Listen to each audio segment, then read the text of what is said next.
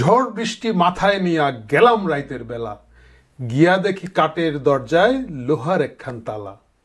চাবি নিয়া নিঠুর বন্ধু তুই তো আইলি না, বন্ধু 3 দিন তোর বাড়িতে গেলাম দেখা পাইলাম না। 3 দিন বন্ধুর বাড়ি গিয়ে দেখা না পেলেও চতুর্থ দিনে আমাদের বন্ধুর দেখা মিলেছে এবং সেই লোহার তালা খুলে তাদেরকে ভিতরে ঢুকিয়েছেন আমাদের ন্যাশনাল কমেডি পার্টির যারা কক্সবাজারে গিয়েছিলেন মার্কিন দূতের বিশেষ প্রতিনিধির সাথে দেখা করতে এবং রেড হেডকট হয়ে গিয়েছিলেন। এবং তার কারণে একটা বিব্রতকর পরিস্থিতি হলো, মার্কিন যুক্তরাষ্ট্রের যে প্রতিনিধি এখানে ছিলেন ওইটাও হাঁস না ভাই, হাঁসপুরকি কেউ ছিল না, বাট ছিলেন যারা ছিলেন তারা পিছনের দরজা দিয়ে পালিয়ে গেলেন এবং আমাদের যারা জাতীয় নেতৃবৃন্দ আছেন তারা সামনের দরজা দিয়ে পরের দিন পালিয়ে আরেকটা হোটেলে চলে আসলেন। পালিয়ে বলা ঠিক হয় নাই, মানে চলে আসলেন আর কি। মিটিংটা হয় নাই, কিন্তু সেই মিটিংটা কেন হয় নাই এবং সেই মিটিংয়ের জরুরত কি পরিমাণ ছিল যে 5 আগস্টের মতো একটা গুরুত্বপূর্ণ দিন, মানে যে দিনটা যারা গিয়েছিলেন তাদের জীবনের সর্বশ্রেষ্ঠ দিন, মানে এইরকম দিন আর তাদের আসবে না, মানে একেবারে হাতে আসমান পাওয়া যেটাকে বলে সেই রকম একটা দিন, তাদের জীবনের সর্বশ্রেষ্ঠ দিন, যে দিনের মাধ্যমে তারা শত শত কোটি টাকা, এখন হাজার হাজার কোটি টাকা বানাচ্ছেন, প্রভাব প্রতিপত্তি বানাচ্ছেন, দেশব্যাপী পরিচিত হয়েছেন। সেই দিনেও তারা তাদের এই উৎসব, প্রথম বর্ষপূর্তির উৎসবকে মিস করে অন্য ধরনের সকল কর্মসূচি বাদ দিয়ে তারা কক্সবাজারে ছুটে গিয়েছিলেন। যাওয়ার পরেও সেখানে দেখা হয় নাই। কেন দেখা হয় নাই? কারণ হচ্ছে তখন পর্যন্ত তারা যেভাবে চাচ্ছিলেন যে তুক্কু মাপ চাই, সরি, আমরা এটা ডিল করতে চাই, মার্কিন যুক্তরাষ্ট্র সেই ডিলের মধ্যে ছিল না। আপনারা জানেন যে ঢাকায় নিযুক্ত যে মার্কিন রাষ্ট্রদূত আছেন স্ট্রেসি জুলাই মাসে লন্ডনে গিয়ে তারেক রহমানের সাথে দেখা করে এসেছেন। জিনিসটা কিন্তু খুবই গুরুত্বপূর্ণ। এমনও যে তারেক রহমান যুক্তরাষ্ট্রে থাকেন, স্ট্রেসি ওইখানে গিয়েছিলেন এবং তিনি দেখা করে চলে এসেছেন, বিষয়টা তা না। ট্রেসি আরেকটা দেশে, তৃতীয় আরেকটা দেশে তারেক রহমানের সাথে একান্ত বৈঠক করার জন্য গিয়েছিলেন। মানে হচ্ছে সর্বশেষ বিএনপির প্রতি যে টানাপোড়েনটা ছিল, একটা টেনশন ছিল যে বিএনপি হয়তো ক্ষমতায় আসবে না, তাদের প্রতি মার্কিন লবির কোনো ধরনের আস্থার জায়গা নাই এবং সেনাবাহিনীর একটা বিরাট অংশ তারেক রহমানকে দেখতে পারেন না। মনে হচ্ছে সেই জায়গাগুলো আস্তে আস্তে গুছিয়ে নিয়ে আসতে পেরেছে তারেক রহমান এবং এই জন্যই ইদানিং শুনবেন যে তারেক রহমান দেশে আসার একটা আওয়াজ দিচ্ছেন। এই যদি হয় ঘটনা, তাহলে তৃতীয় বাচ্চা যারা লাফায়, মানে দুধ খায় 2টা বাচ্চা, তৃতীয় বাচ্চা লাফায়, সেই তৃতীয় বাচ্চা ন্যাশনাল তৃতীয় বাচ্চা পার্টি, ভাই নাম মনে থাকে না, একটা বলে ফেললে আপনারা বুঝে নেবেন কাদের কথা বলছি, তাদের কি হবে। এই আশঙ্কায়, এই ভয়ে, এই আকুলতায় তারা দীর্ঘদিন ধরে মার্কিন যুক্তরাষ্ট্রের সাথে একটা বৈঠক করার চেষ্টা করছিলেন এবং সেটা একান্তই একাধিকবার, যেটা আমি বললাম যে বন্ধু 3 দিন তোর বাড়িতে গেলাম দেখা পাইলাম না, সূত্র বলছে যে একাধিকবার দেখা করার সেই চেষ্টা যখন ব্যর্থ হলো, বিফল হলো, তখন একেবারে চরম একটা পর্যায়ে এখন অনেকটা প্রকাশ্যেই সভাটা হলো। কারণ প্রকাশ্যে যদি না হয়, এটা যদি আরেকবার ধরা পড়ে, তাহলে কূটনৈতিক অঙ্গনে মার্কিন যুক্তরাষ্ট্র এবং আমাদের জাতীয় নেতারা তারা সকলে একটা বিব্রতকর পরিস্থিতিতে পড়বেন।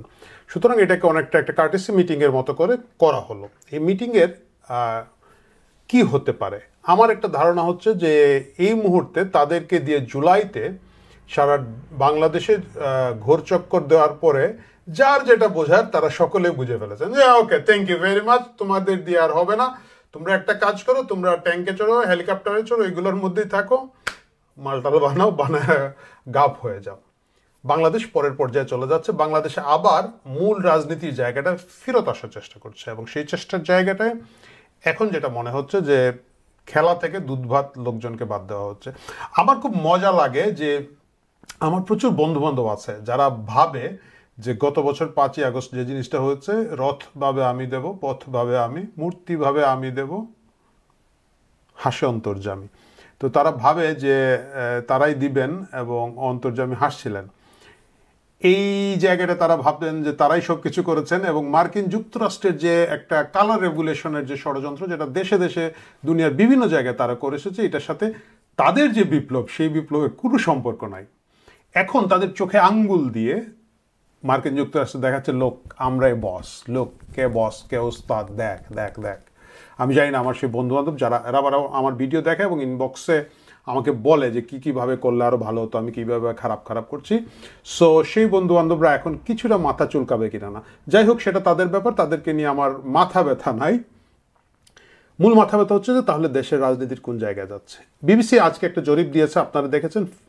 এই জরিপে 48% মানুষ, 48% মানুষ তারা বলেন নাই আগামী নির্বাচনে কারে ভোট দেবেন। এটা কিন্তু একটা সিরিয়াস ব্যাপার। এত কষ্ট করে আমরা গণতন্ত্র নিয়ে আসলাম, এত কষ্ট করে, আমি একটু জিনিসটা বের করি, এত কষ্ট করে আমরা স্বৈরাচার সরিয়ে, ফেসিবাদ সরিয়ে দেশে ভোটাধিকার আনলাম। তো এখন তো সকলে মিলে লাফালাফি করা উচিত ছিল যে কে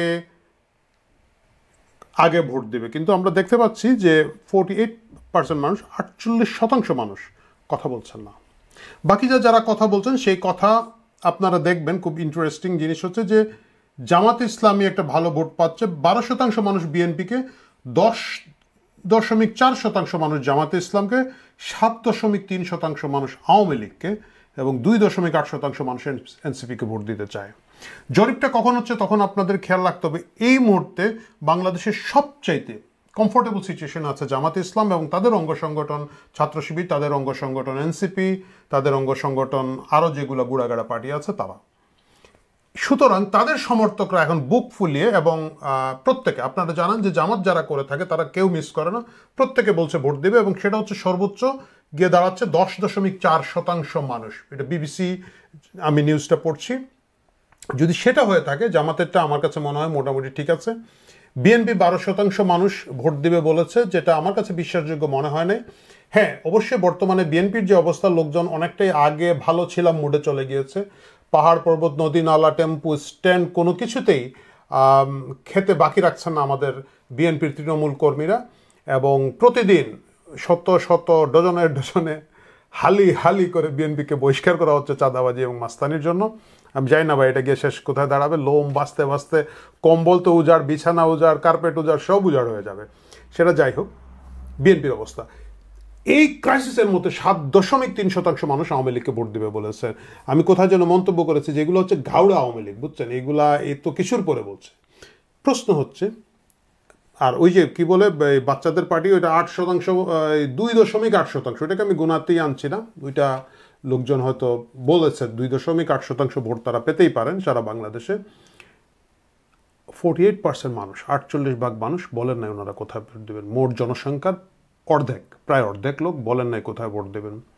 কারা এই মুহূর্তে বলবেন না ভোট দেওয়ার কথা?